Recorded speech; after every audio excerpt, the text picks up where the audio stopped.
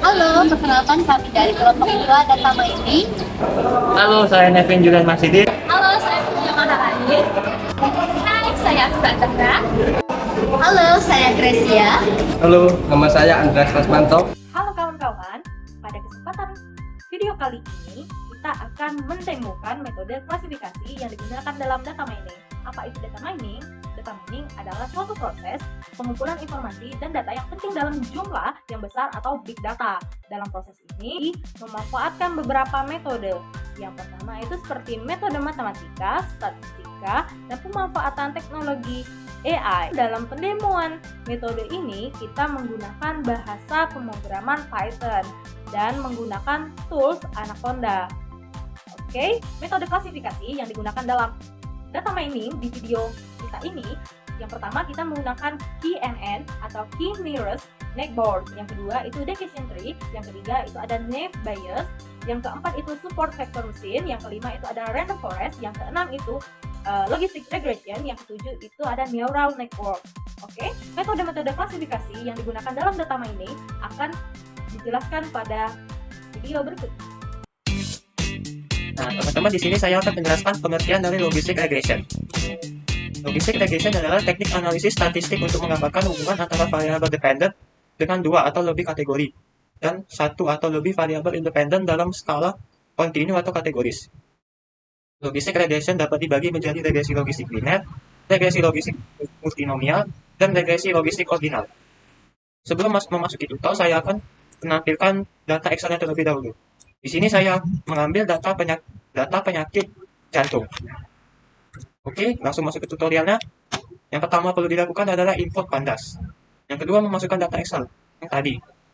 Ini ada unnamed, age, sex, chest pain, rest BP, call, FPS, rest ECG, max HR, XN, old peak, slope, CA, TAL, dan AVD.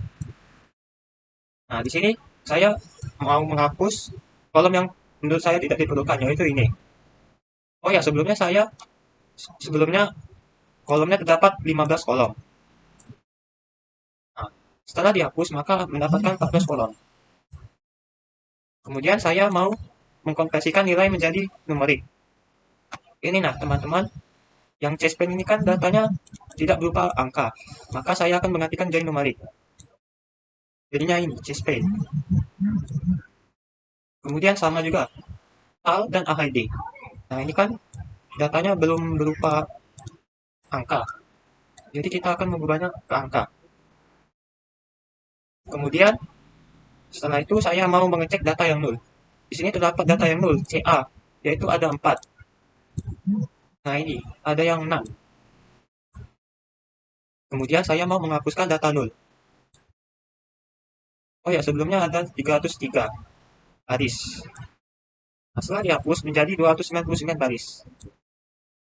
Nah, sekarang saya akan pisahkan X dan Y menggunakan script ini. AHD-nya hilang. Nah, sekarang Y-nya juga menggunakan AHD. Sekarang saya akan tes metode layar split menggunakan script ini. Kemudian memasukkan script-scriptnya yaitu xtrain, xtest, ytrain, ytest sama dengan train test split, x, y, text size 0,3. Nah, di sini penjelasan maksud 0,3 itu kita menyimpan 30 data untuk pengujian dan 70 dari data untuk pelatihan. Random state 21. Dapat berupa bilangan bulat, 90 baris untuk pengujian. Sekarang lihat fitur penalti. Yang X-ray. Nah, jadi ada 209 kolom. Maksud saya 209 baris. Kemudian kita X-test. X-test mendapatkan hasil ini. Terdapat 90 baris. Kemudian import standar scalar. Di sini menggunakan script ini, scalar. Kemudian X-train scale lagi dan X-test scale. Nah, di sini saya akan menampilkan kumpulan data skala atau fitur skala kita. Ini adalah hasilnya. Kita lihat. Kemudian kita X-test scale lagi. Nah, kemudian kita mau import logistic regression model linear titik. Gunakan script ini.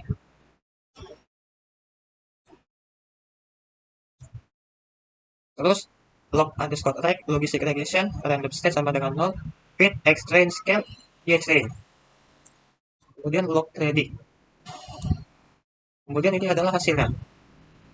Nah, sekarang kita akan mencari seberapa akurat nilai keluaran tadi dengan menggunakan script ini. Jadi hasil yang kita dapatkan adalah 0,87 di x-ray. Kemudian di x-test-nya kita mendapatkan nilai 0,86. Oke, sekian dan terima kasih dari penjelasan logistic regression. Selanjutnya saya akan menjelaskan neural network. Neural network adalah pemrosesan informasi sistem secara umum. Neural network dapat dianggap sebagai sistem otak kita yang menerima input dari lingkungan dan menghasilkan output. Neural network mengandung elemen pemrosesan dan pembobotan yang saling terhubung. Selanjutnya masuk ke tutor.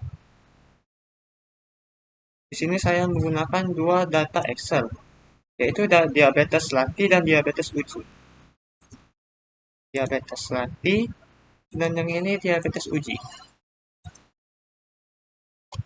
Hal pertama yang dilakukan adalah import pandas dan nampi. Kemudian import file Excel-nya.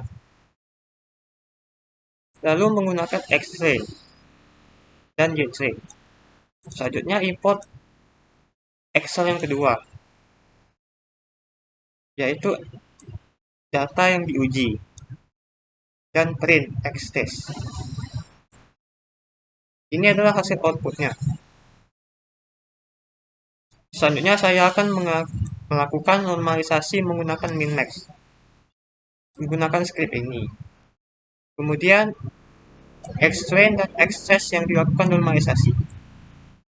Kemudian print X-test. Nah, sekarang memasuki ke proses klasifikasi neural network-nya. Gunakan script ini. Kemudian dan ini. Dan memasukkan data kita yang untuk memproseskan pemodelan, yaitu X-train dan Y-train. Ini adalah hasil outputnya. Kemudian kita melakukan prediksi yang menggunakan Y-pred ini, X-test. Lalu hasilnya, maaf sebelumnya, beberapa nilai evaluasi akurasi dari neural network. Gunakan script ini. Lalu hasilnya yang didapatkan adalah 0,649. Sekian dan terima kasih dari penjelasan saya. Di sini saya akan memberikan contoh serta menjelaskan coding sederhana Python yang telah saya buat dengan menggunakan algoritma KNN. Sebelum masuk pada coding algoritma, saya akan menjelaskan terlebih dahulu apa itu pengertian dari algoritma KNN. Nah, jadi KNN merupakan salah satu algoritma yang digunakan dalam masalah pengklasifikasian. Prinsip kerja KNN ini ialah mencari jarak terdekat antara data yang akan dievaluasi dengan tetangga terdekat dalam pelatihan. Nah, jadi itu adalah pengertian dari algoritma KNN. Sekarang kita masuk saja ke dalam coding yang sudah saya buat. Nah, jadi di sini itu saya menggunakan dataset dari bunga iris untuk melakukan klasifikasi jenis bunga iris. Nah, yang pertama itu yang saya lakukan itu saya melakukan import library yang ditentukan.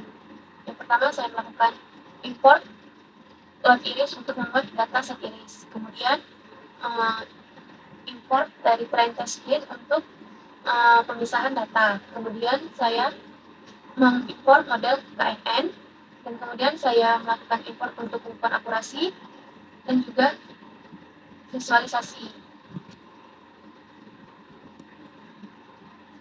Kemudian di sini saya membuat data set iris. Dataset ini berisikan informasi tentang 3 jenis bunga iris, yaitu setosa, versicolor, dan juga virginica.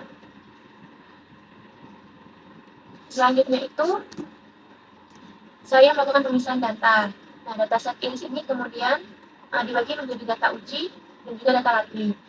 Data ini itu dibagi karena agar sebagian besar data itu digunakan untuk melatih model. Nah, yang untuk melatih model ini menggunakan data latih.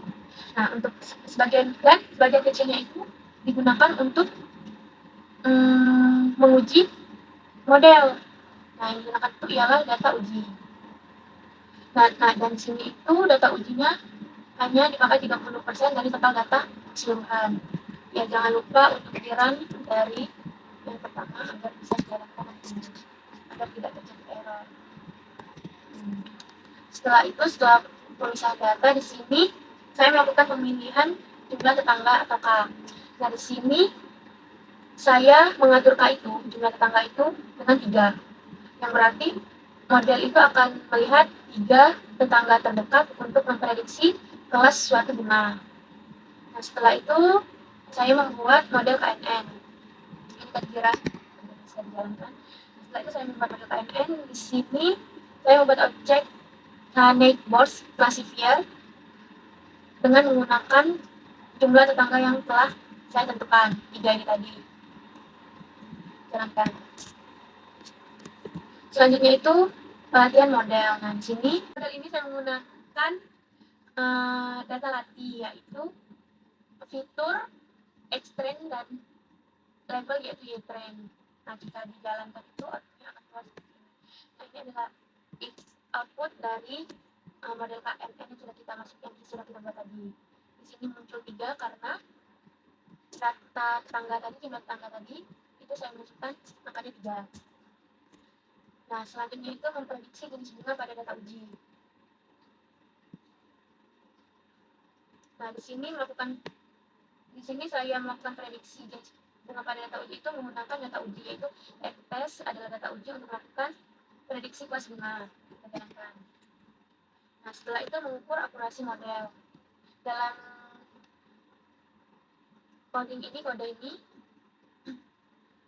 menghitung akurasi model dengan membandingkan prediksi Y-print ini dengan label sebenarnya, yaitu Y-test, menggunakan metrik akurasi skor yang hasilnya kemudian adalah 1,0 atau 10%. Ini adalah akurasi model dari dataset tadi, dataset bunga iris. Nah, selanjutnya itu melihat laporan klasifikasi. Nah, di sini saya membuat coding untuk mencetak laporan klasifikasi yang memberikan informasi tentang jenis kelas, kinerja model, yang termasuk juga presisi, recall, F1, dan juga support untuk setiap kelas. Selanjutnya itu yang terakhir ada visualisasi hasil prediksi. Ini tadi harus dijalanin dulu agar bisa taruh. Nah, ini adalah hasil dari visualisasi prediksi dari dataset bunga iris, yaitu ada suhu X dan suhu Y dengan lebar kelopak dan juga panjang kelopak. Nah, untuk precision ini untuk mengukur sejauh mana prediksi positif yang dibuat oleh model dengan benar. Contoh ini, precision sentosa ini adalah 1,00, yang berarti itu semua prediksi positif untuk kelas sentosa. 1,00 ini bisa kita jadikan persen, yaitu 100%. Untuk Versicolor juga sama, yaitu bernilai 100% juga, dan Unica juga. Nah, untuk recall ini adalah untuk sejauh mana model dapat menemukan semua contoh positif yang sebenarnya. Nah, di sini recall dari Versicolor itu ialah 1,00 atau 100%, yang berarti model ini berhasil menemukan 100% dari bunga Versicolor. Begitu juga dengan bunga sentosa dan Unica. F1 score ini ialah rata-rata harmonik dari presisi dan juga recall, memberikan gambaran seimbang antara precision dan recall. Bisa lihat di sini bahwa hasilnya itu 1,0 atau sama dengan 100%. Nah, support ini ialah jumlah contoh dalam setiap kelas pada data uji yang memberikan beberapa sampel yang diuji di setiap kelas. Seperti di sentosa ini ada 19 sampel, di Versicolor itu ada 13 sampel, dan di Unica itu ada 13 sampel. Dan akurasi ini adalah mengukur sejauh mana model dapat mengklasifikasi dengan benar semua pada kelas uji. Persentasi ini merupakan persentasi dari prediksi yang benar dibandingkan dengan total jumlah kasus. Jadi prediksi dari total jumlah kasus itu adalah 1,00 atau 100%. Ini hasil dari visualisasi dataset iris, prediksi jenis bunga iris. Sekarang saya akan memberikan contoh sederhana serta penjelasan dari coding Python dengan algoritma Naive Bayes yang telah saya buat. Sebelum masuk ke dalam codingnya, saya akan memberikan penjelasan sedikit tentang apa itu Naive Bayes, pengertian Naive Bayes. Jadi Naive Bayes ialah tata cara pengklasifikasian probabilistik simple. Model ini hendak menghitung sekumpulan probabilitas dengan menjumlahkan frekuensi serta campuran nilai dari data set yang diberikan. Nah, ini adalah pengertian dari algoritma Naive Bayes. Sekarang lanjut saja kepada contoh sederhana coding Python yang telah saya buat. Nah, di sini itu saya menggunakan dataset kanker payudara. Pada bagian pertama ini saya melakukan import library yang diperlukan, seperti Pandas untuk manipulasi data, Load Breast Cancer untuk membuat dataset kanker payudara, dan mengimport untuk pembagian dataset. Terus juga saya import algoritma dari Naive Bayes, dan yang terakhir itu perhitungan matrik evaluasi. Nah, selanjutnya saya membuat dataset dari kanker payudara.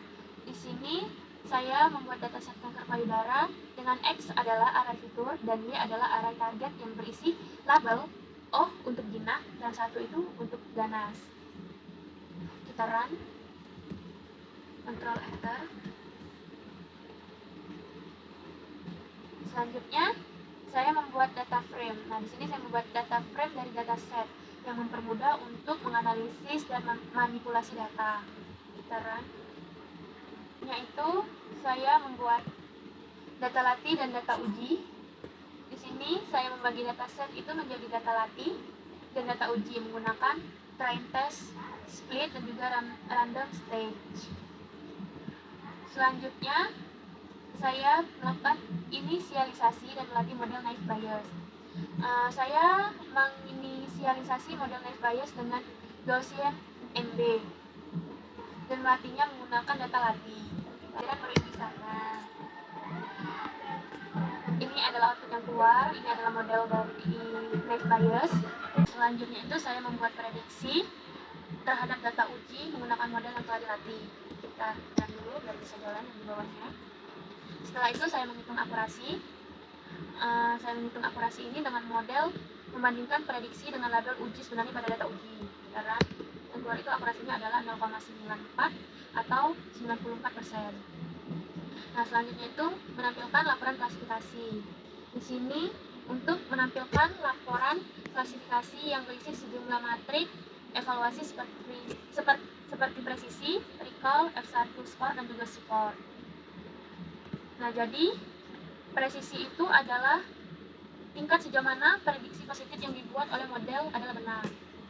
Nah, dalam kasus ini untuk kelas 0 atau jinak ini adalah 0,93, yang berarti sekitar 93% dari kasus yang diprediksi adalah benar. Yang diprediksi jinak itu adalah benar. Dan sedangkan untuk di kelas 1 atau kelas ganas itu 0,95, yang berarti sekitar 95% dari kasus yang diprediksi sebagai ganas adalah benar. Recall itu untuk mengukur sejauh mana model dapat mengidentifikasi semua contoh positif yang sebenarnya. Untuk 0 atau jinak, kelas 0 atau kelas jinak ini mengidentifikasi sekitar 0,90 atau sekitar 90% dari semua kasus jinak yang sebenarnya.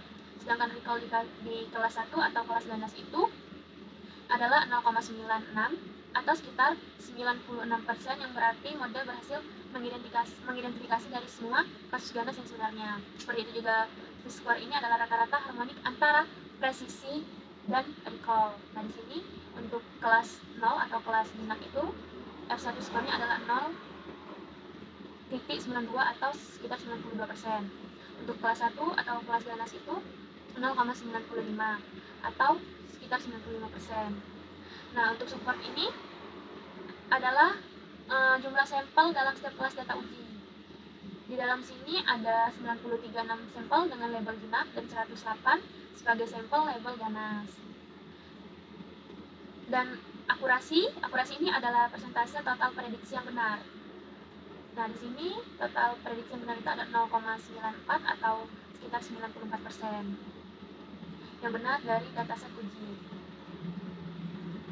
Nah, ini selanjutnya itu menampilkan matriks kebingungan.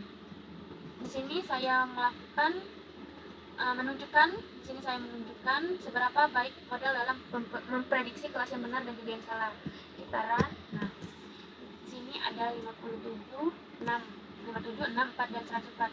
Maksudnya itu apa? Di sini maksudnya itu matriks kebingungan ini itu menunjukkan bahwa sebagian besar prediksi benar itu ada 57 kasus jinak dan 104 kasus ganas. Tetapi ada beberapa kasus di mana model salah dalam memprediksi, yaitu 6 kasus jinak dan 4 kasus ganas.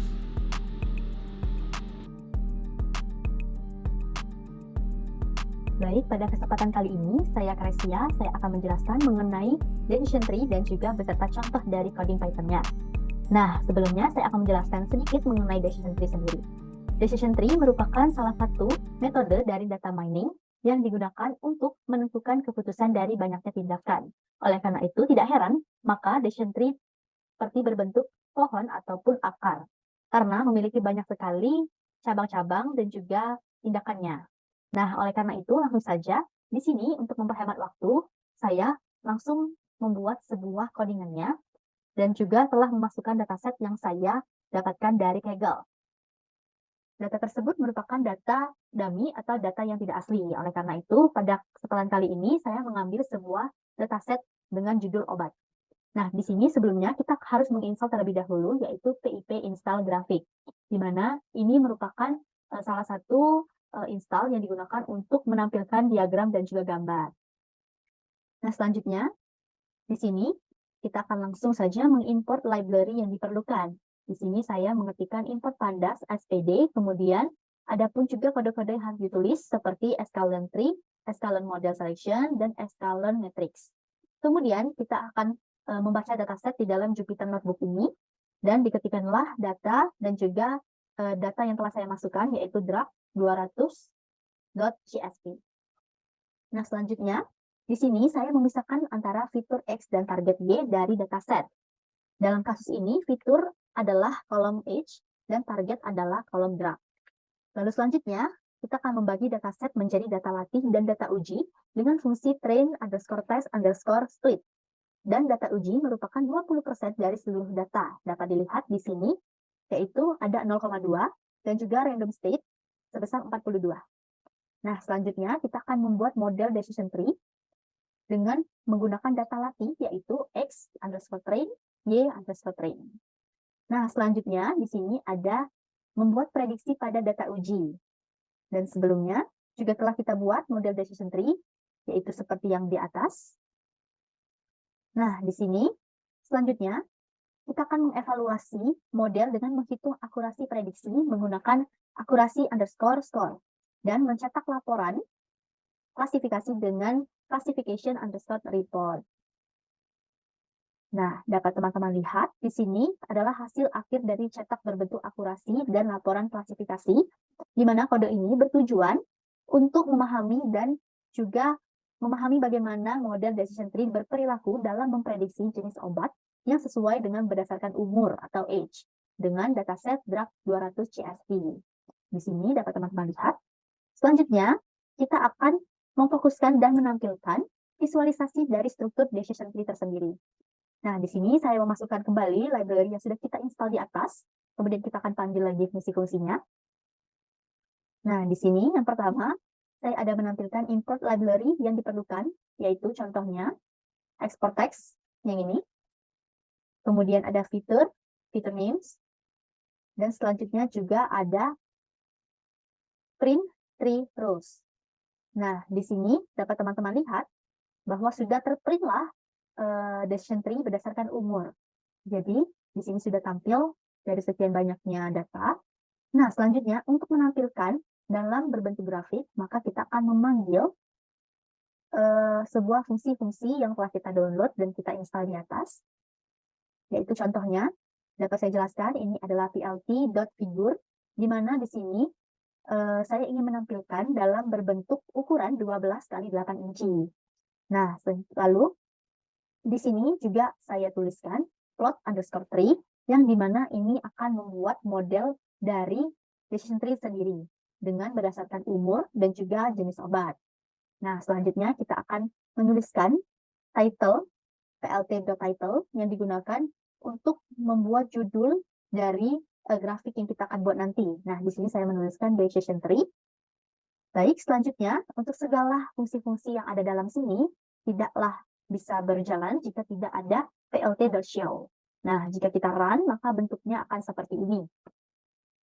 Nah, di sini dapat kita lihat bahwa ternyata decision tree berbentuk seperti pohon, dan jika saya perbesar, maka di dalamnya juga banyak sekali data-data berdasarkan umur.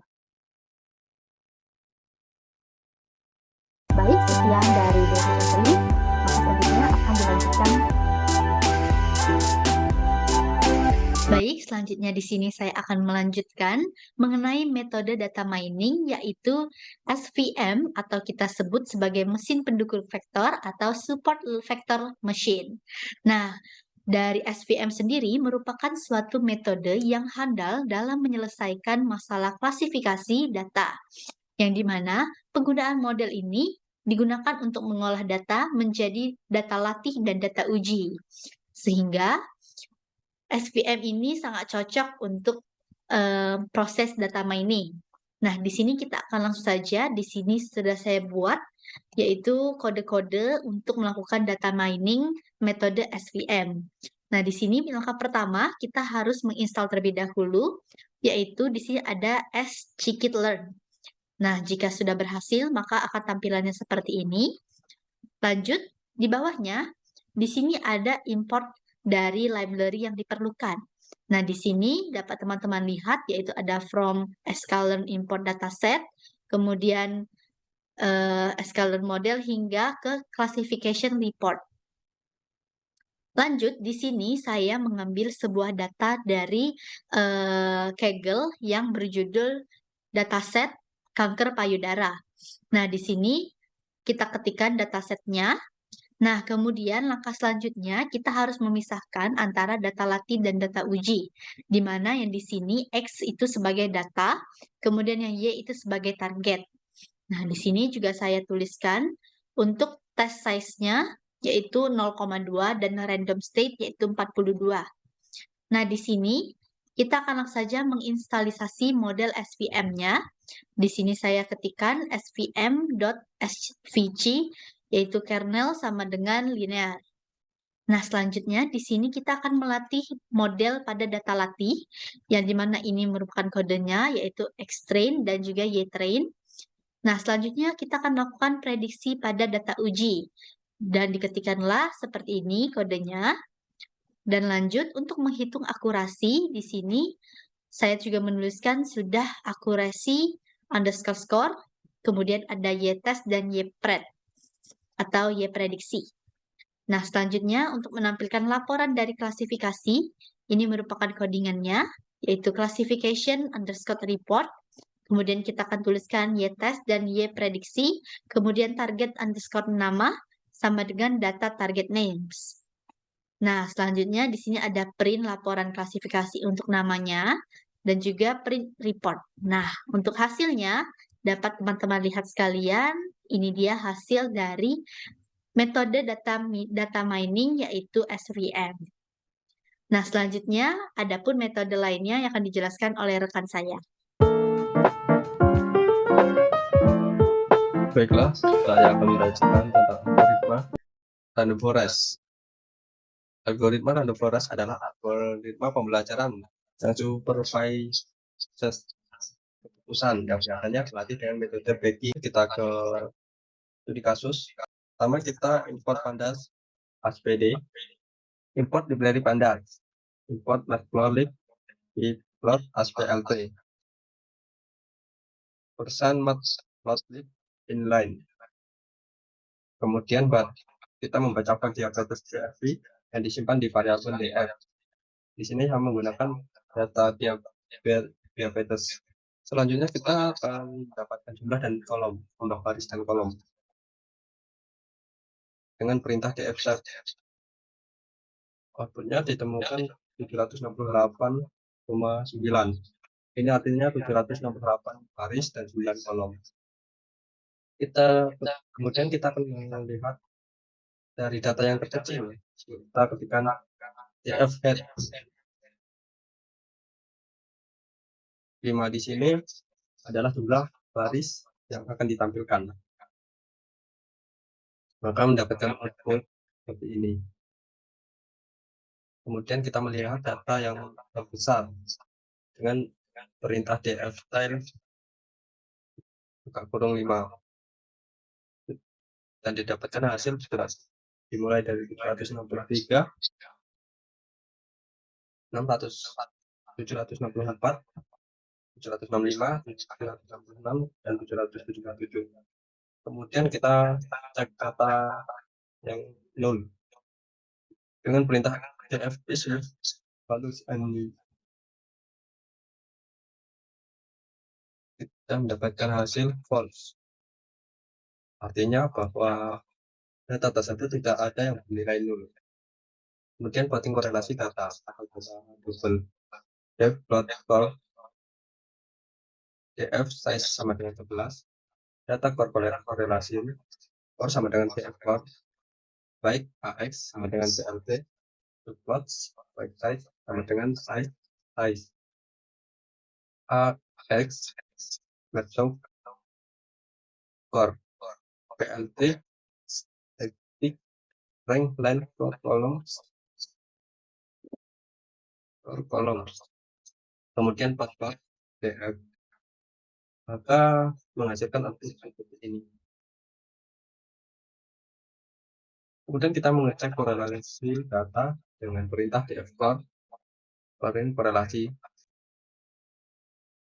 maka menghasilkan data seperti ini. Selanjutnya kita cek data type, kemudian pastikan semua data bernilai numerik. Kita menggunakan perintah variabel df head. Nah, kita mendapatkan output seperti ini. Pregnancies, blood pressure, skin thickness, insulin, BMI, diabetes pedigree, function, age, dan outcome. Kemudian kita ingin mengetahui panjang data menggunakan perintah UBS sama dengan len dalam kurung variabel df. Kemudian kita mengecek jumlah data true atau 1. 6 true sama dengan len df slop df, outcome sama dengan double sama dengan 1. Kemudian kita mengecek jumlah false atau 0. False sama dengan len df slop df, outcome sama double sama dengan 0. Kemudian kita print jumlah yang terkena diabetes dan jumlah yang tidak terkena diabetes. Maka hasilnya jumlah yang terkena diabetes adalah 268 atau 34,90%. Jumlah yang tidak terkena diabetes adalah 500. Jumlah yang tidak terkena diabetes adalah 500 atau 65,10%. Proses training dan split data. From Scalene model selection import train test split. Itu all names sama dengan pregnancies, glucose, blood pressure, skin thickness, insulin, BMI, diabetes pedigree, function, age, dan predictive placement outcome. Kemudian kita print hasil yang ada pada training set dan print data yang ada pada test set. Ini dapatkan output 69,92%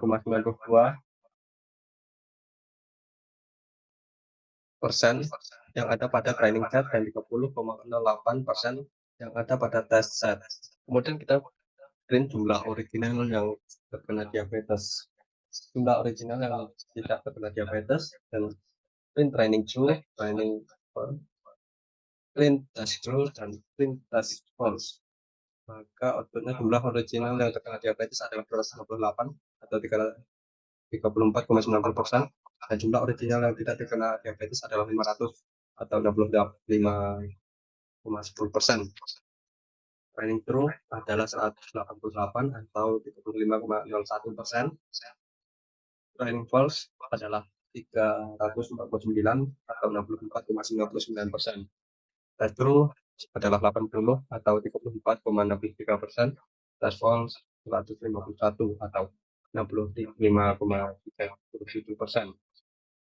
Kemudian kita CF maka mendapatkan output seperti ini. Kita print rows in depth frame, print rows missing book close, print rows missing blood pressure, rows missing sleeping thickness, print rows missing insulin, print rows missing BMI, print rows missing diabetes pedigree function, dan print rows missing age. Maka didapatkan output rows in depth frame 768, rows missing book close adalah 5, rows missing blood pressure adalah 35, rows missing skin thickness adalah 227, row missing insulin adalah 374, row missing BMI adalah 11, row missing diabetes pedigree function adalah 0, row missing age adalah 0. Kemudian kita menghitung data yang kosong dengan minimum. From scalar input import simple import. Kita kalau tadi event maka mendapatkan hasil yang seperti ini. Lanjut kita confusion matrix atau check level. Kita print confusion matrix dan print klasifikasi report. Maka mendapatkan confusion matrix 118, 33, 28, 52 dan klasifikasi report precision, rectal, F1 score, support. Random forest classifier, peningkatan performa akurasi dengan random forest classifier menggunakan form Escalent example input random forest classifier RF model random forest classifier understood dengan 42 dan seterusnya, maka mendapatkan hasil seperti ini. Kemudian kita akan melakukan prediksi data try dan akurasi dengan format akurasi skor Y-trend atau active trend, maka mendapatkan hasil akurasi 8.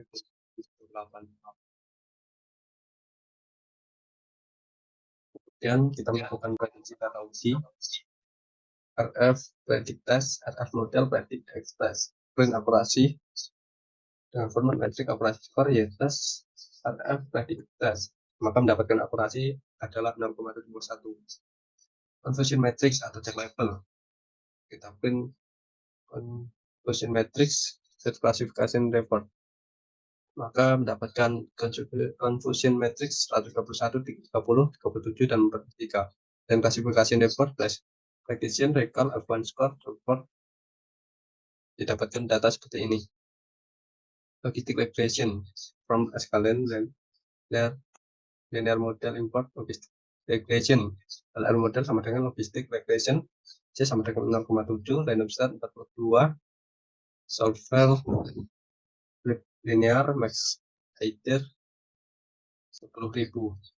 dan seterusnya. Lalu kita print akurasi dan klasifikasi report, dapatkan akurasi 0,74, 128, 23, 36, dan 44. Klasifikasi report precision, recall, F1 score, dan support dapatkan hasil ini. Setting regulasi parameter supaya kelas weight-nya balance.